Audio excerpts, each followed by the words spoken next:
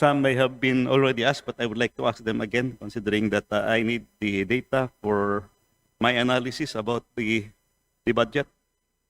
Let me begin by asking, for 2024, how much was released to the DPWH, which were sourced from the unprogrammed appropriations? 2024.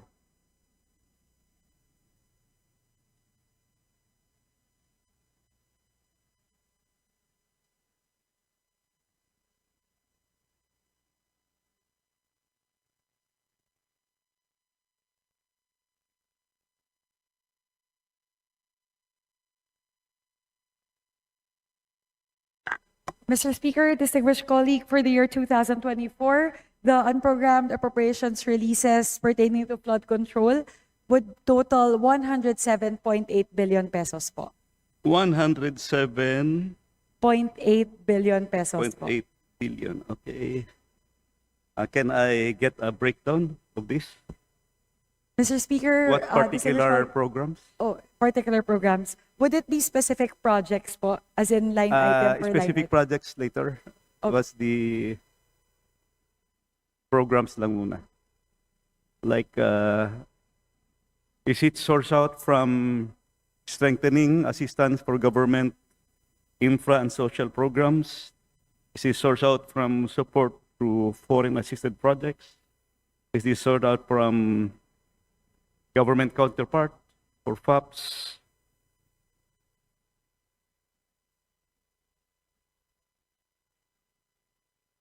Mr. Speaker, distinguished colleague, I could give the disaggregation po across two categories.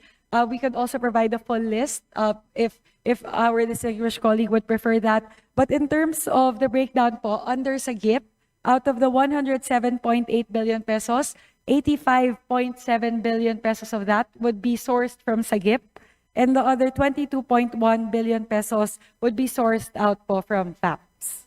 Okay, just give me the data after or later. Can you provide me the list of foreign assisted projects that were funded from the unprogrammed funds, both GOP counterpart and loan proceeds? Yes, Mr. Speaker, my distinguished colleague, we actually have it po on hand. We could share it to our distinguished colleague right away. Well, thank you. Okay. Were there allotment releases for flood control projects? What are these? What are these FAPs? And how much were released?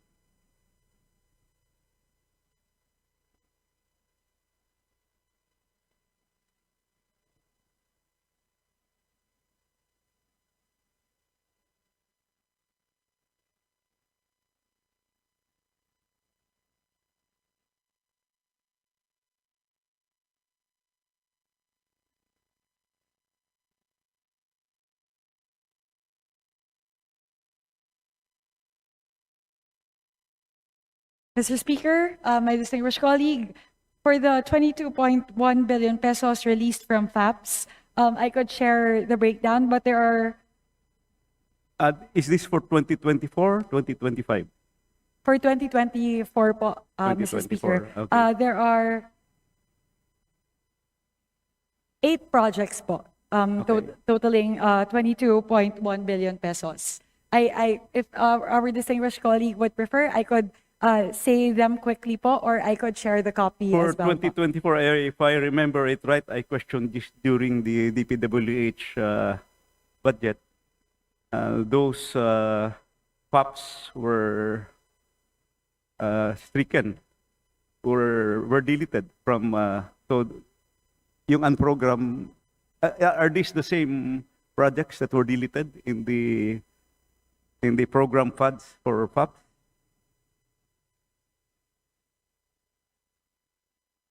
I would assume, kasi hindi yun marirelease kung wala yung item, di ba? When was this released? Mr. Speaker, my distinguished colleague, that is correct. The items that were deleted from the DPWH budget under FAPs are the same items that are Nilipat sa programmed program, under. tapos ito Essentially po, nirelease. opo. But Nilipat po. ang tanong ko next is, when was this released?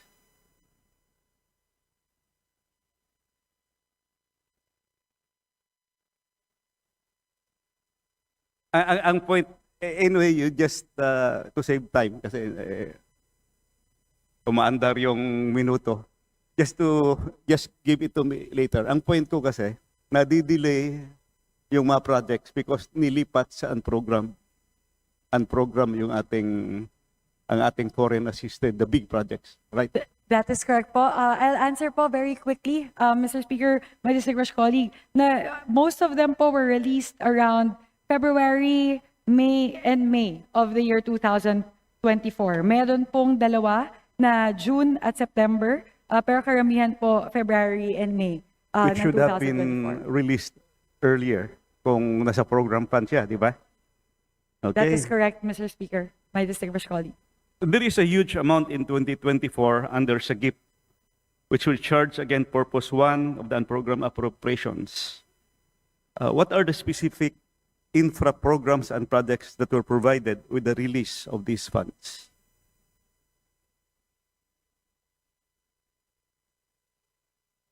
Mr. Speaker, my distinguished colleague, the items under SAGIP totaling 85.7 billion pesos under unprogrammed appropriations for the year 2024 are total 1, 2, 3, 4, 5, 6 projects po.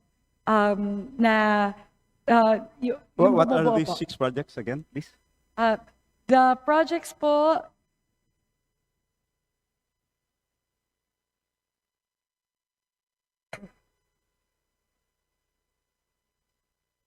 Mr. Speaker, my distinguished colleague, the number of line items are quite voluminous. They are spread across 6 line items. However, ano po, it comprises about 29 pages of line Kung items iba'y po. category natin, more or less, ano yung mga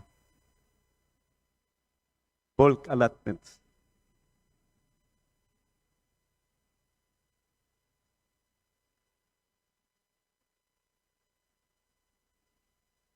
Mr. Speaker, my distinguished colleague, so the DBM will quickly work on the categorization po para lang po ma-disaggregate po natin kung alin po doon yung flood control kung ano po yung iba-ibang kinds, kung seawall po ba, flood control, drainage. If we may ask po for a few minutes to work on that po, Mr. Speaker, my distinguished colleague. Sige, can I get both hard copy and USB later? Okay. How about the allotment releases for the unprogrammed appropriations for 2025? Can you provide or enumerate to me the list of foreign assisted projects that were funded from the unprogrammed appropriations?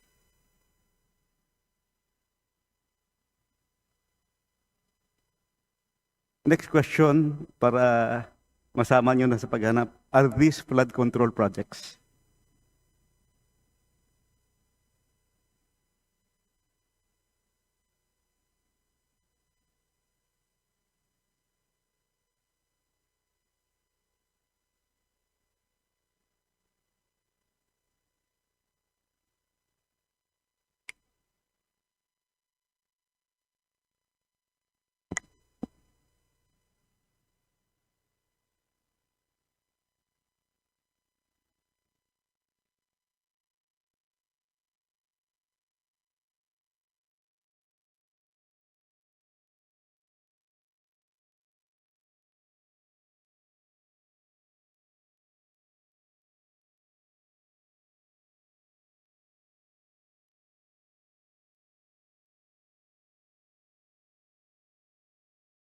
Tama ba itong figures sa website nyo na 58 billion ang na-release for FAPS as of January 1 to August 31, 2025?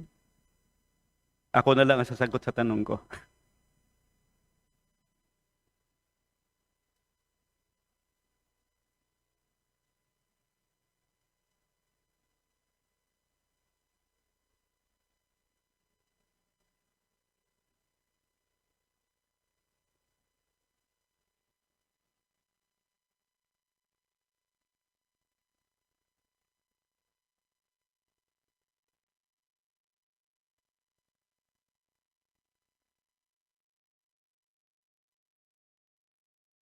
I-request ko na lang, i-submit lahat in a way. Na-enumerate naman yung mga sinabi ko, ano? Paki-submit yung lahat. I'll go to my next question. I need that for my analysis kasi continuing yung question and answer natin sa 2025 at saka 2024. Mukhang walang kamatayan ito, ma'am. Yes, Mr. Speaker, distinguished colleague, our apologies. What we have on hand right now would be just the GOP counterpart of the FAPS component. So 10 billion pesos pa lang po yung hawak namin out of the unprogrammed appropriations released from FAPS. We are still looking for the kung yung loan proceeds component po. But as soon as we have it, we will share it po, Mr. Speaker. Pakibigyan nyo na lang with sa akin. distinguished colleague. Anyway, nasabi ko naman lahat yung aking mga kailangan na data. Okay, next question. The 2025 DPWH budget keeps increasing with the releases from the unprogrammed appropriations. Can you confirm this? May additional releases tayo sa 2025 for DPWH, di ba?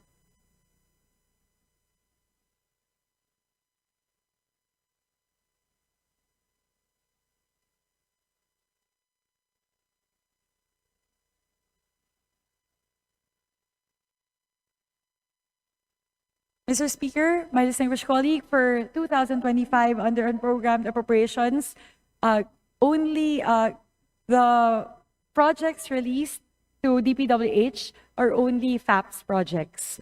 Wala po under SAGIP, wala po kasing request under SAGIP. Ito yung 58.84 billion na FAPS. Is my figure correct?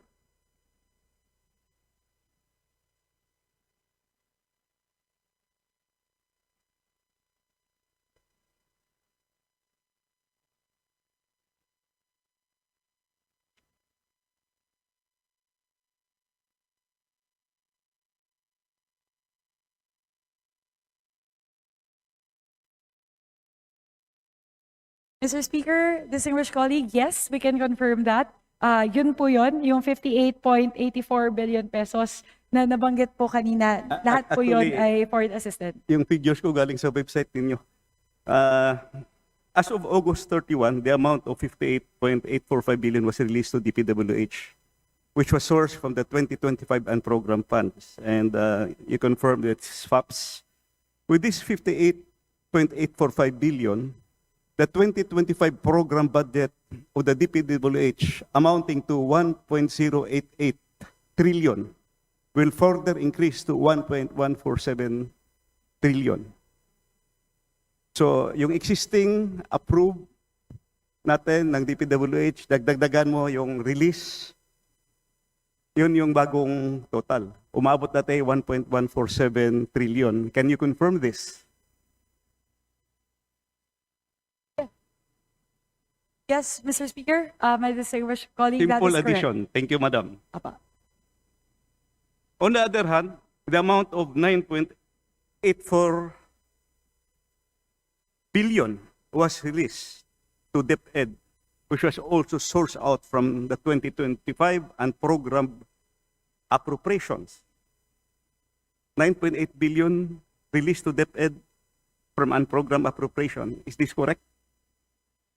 Yes, Mr. Speaker, we can confirm that amount, the 8 billion pesos mentioned, was released for ICT initiatives of the Department of Education. Thank you, Madam.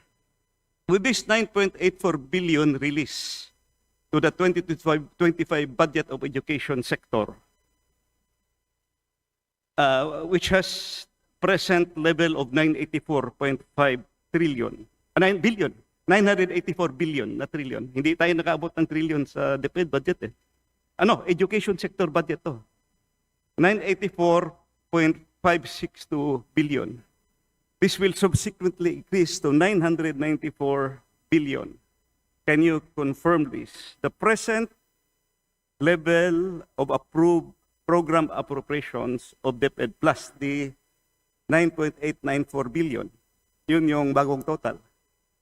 That is correct, Mr. Speaker. It would be the total of what's programmed and unprogrammed for DepEd. Thank you for confirming.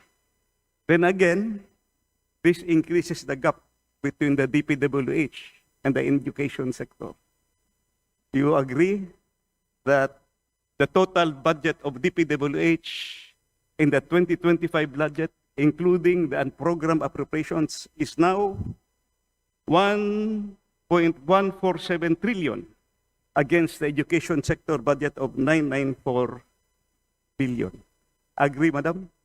That is correct, Mr. Speaker, my distinguished colleague, and that is something that we want to fix in the 2026 budget.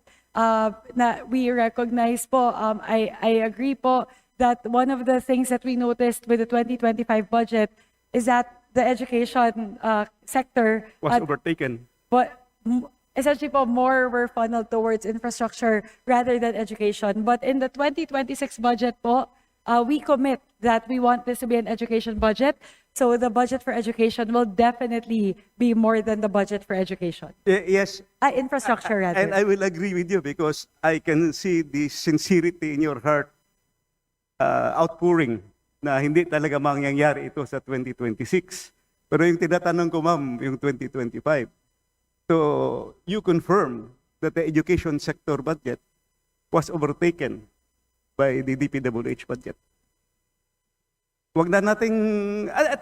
just one question. Sino ba yung gumawa ng bagong definition or composition ng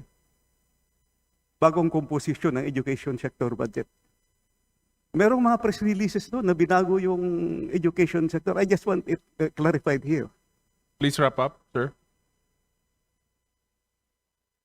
I still have 16 minutes pa lang ako. Di ba? 30 minutes allotted. The arrangement was 10 to 15 minutes per member. Again, 10 to 15 minutes per member. remaining. Thank you, Speaker. Thank you. Mr. Speaker, my distinguished colleague, I would be very happy to answer more queries from our distinguished colleague. With regard to that po, that is at which point it happened po?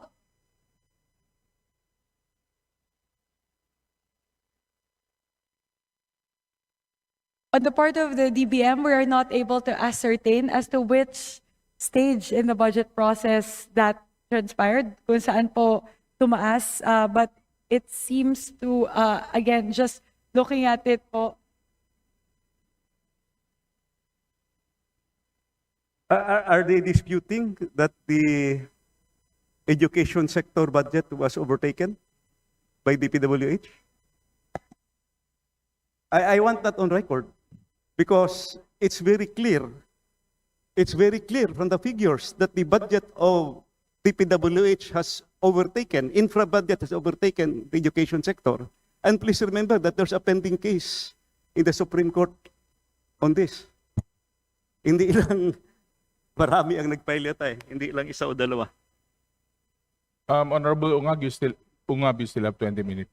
Independent pala. So only the minority has registered 10 to 15 minutes each. So you may finish your 15 minutes. Your 30 minutes in total. Thank you, sir.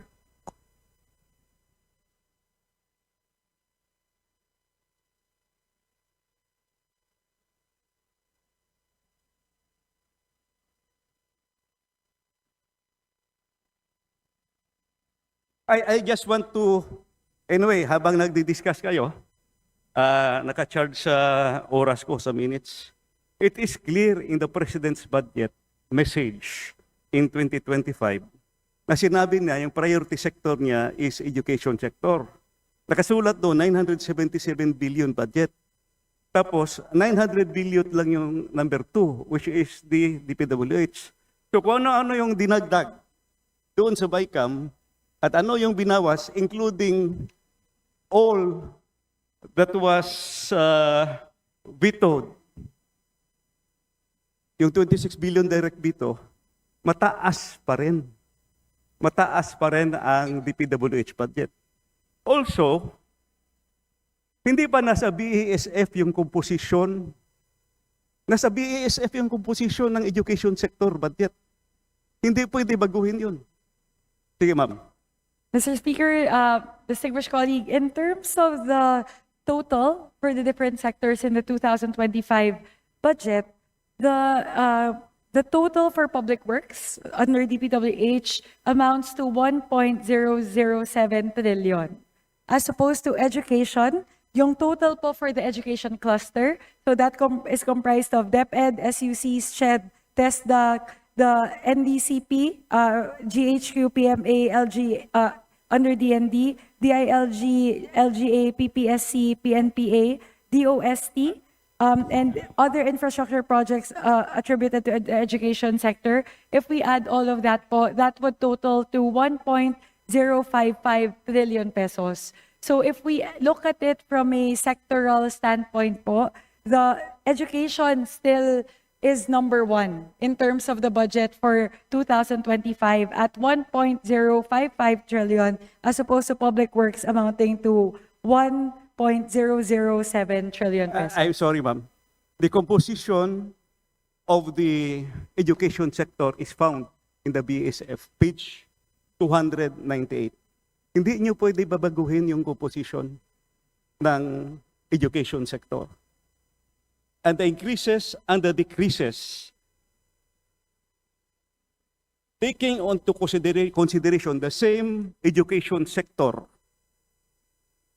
components in the BESF will make the education sector budget, including the releases for unprogrammed appropriation and the original program appropriations total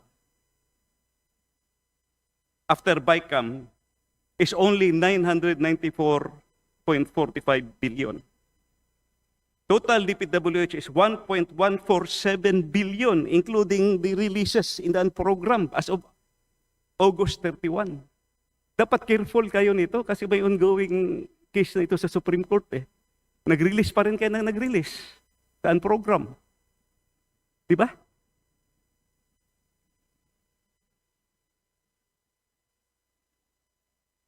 The Constitution is very clear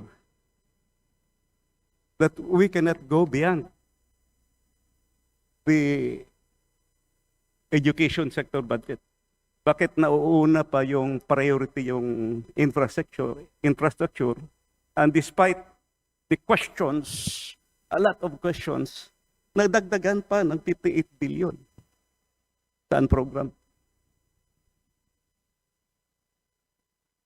Well, earlier, Madam, the chairperson said, you agree with me that the education sector budget was overtaken. And after conferring, kung hindi ko tinanong na binago niyo yung composition, sino bang nagbago talaga ng composition ng... Ibig sabihin, binago niyo yung BESF. Nandito sa page 298 yung BESF eh. At saka yung President message is clear. And to add to that, yung House Bill for the General Appropriations Bill, yung introductory part, cited those figures also, both BESF and the President's message. Please do not change. Please do not change just to justify na mataas pa rin ang education sector. I cannot agree with that, Madam.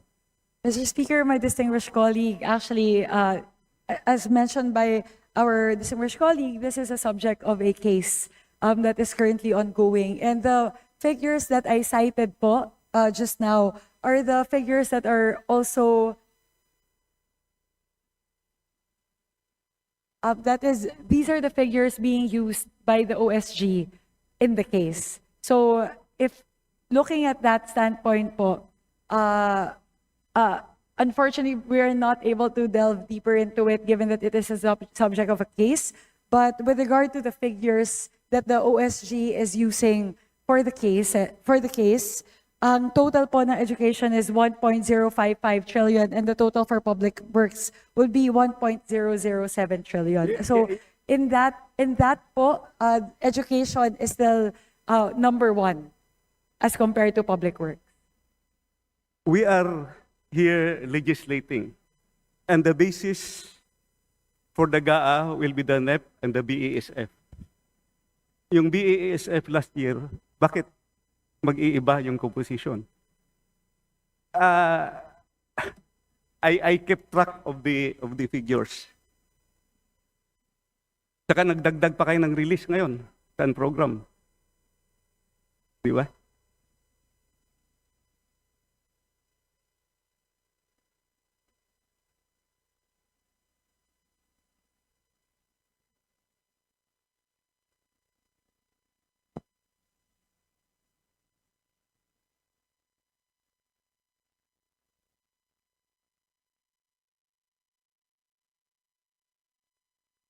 Anyway, Madam, the time allotted is charged sa akin.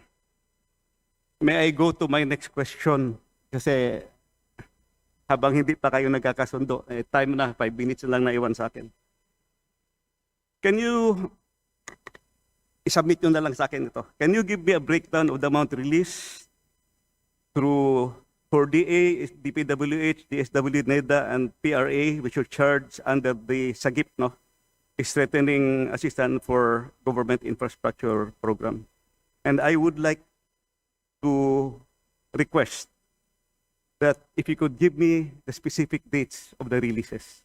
This is very, very important. Then last but not least, this question.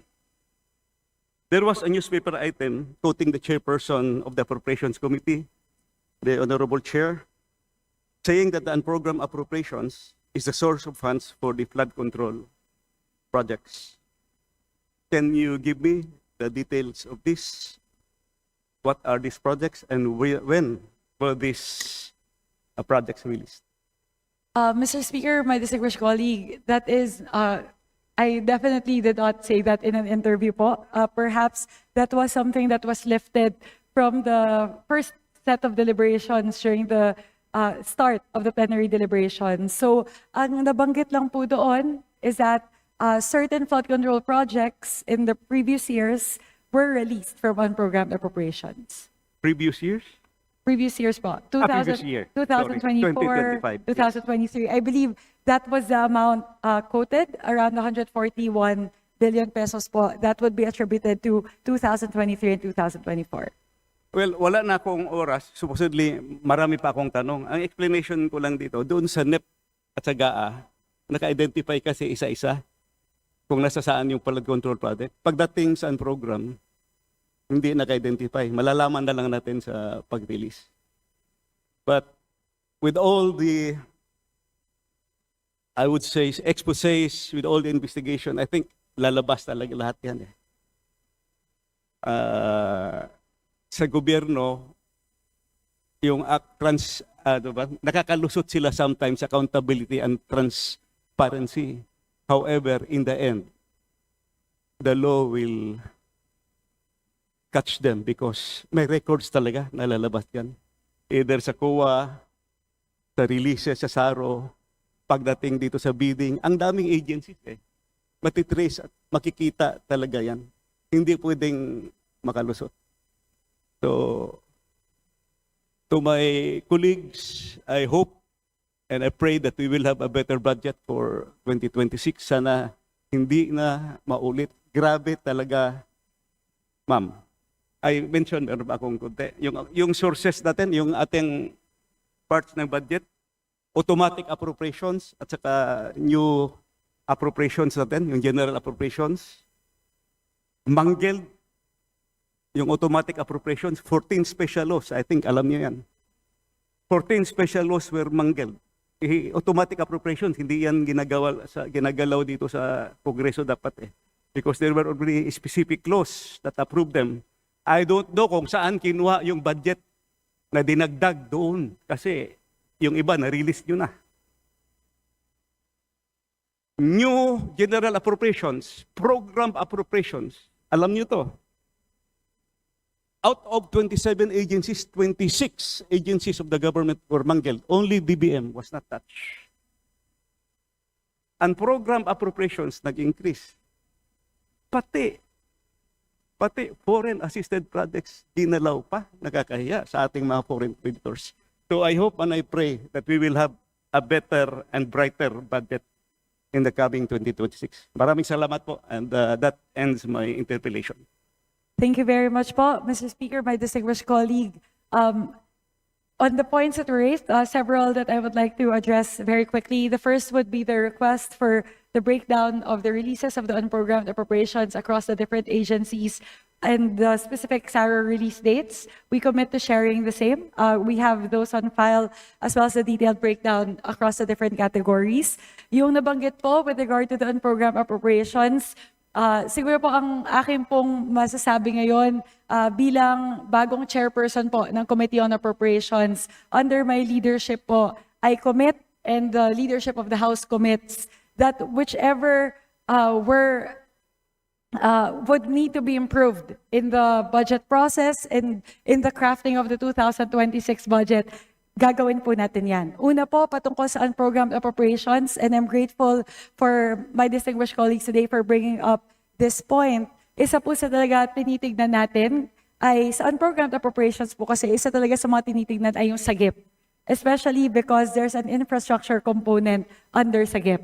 So isa po yan sa mga tinitignan namin ng DBM, na tanggalin na po natin yung infrastructure component mula po sa SAGIP. In that way, we're able to put more safeguards na hindi na po malililisan galing po sa unprogrammed appropriations papunta po sa mga infrastructure projects.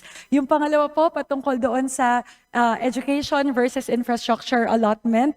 Nabanggit ko na po ito kanina, but we commit, I commit as the chairperson of the Committee on Appropriations that the 2026 budget will be an education budget.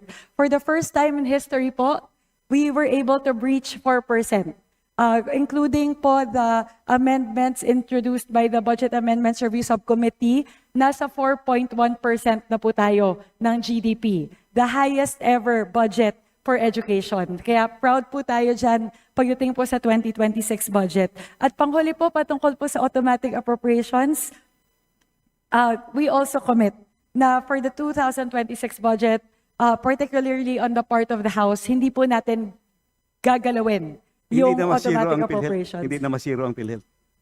Hindi na masiro ang PhilHealth. Hindi na.